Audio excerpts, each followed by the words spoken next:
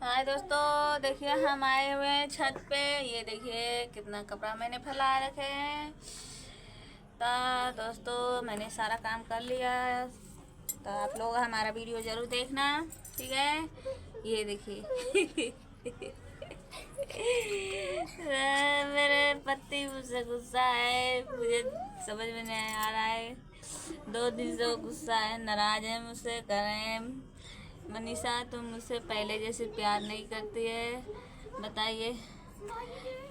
जी सुन रहे होंगे आप तो सुन लीजिए।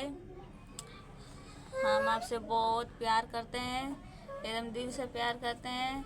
क्या करें, काम में व्यस्त रहते हैं, बहुत काम रहता है तो गुस्सा आता है। मुझे पहले जैसी प्यार नहीं करती है दोस्तों, बताइए। अब काम भी तो करना है और बच्चों को भी देखना है।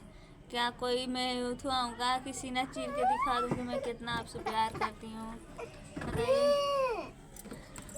तो आप हमारा वीडियो ज़रूर देखना, ठीक है। हम आपसे बहुत प्यार करते हैं, हमेशा दिल से करते हैं, दिल से भी चाहते हैं चलिए ठीक है दोस्तों, अब आपसे बाद में बात करते हैं, ठीक है।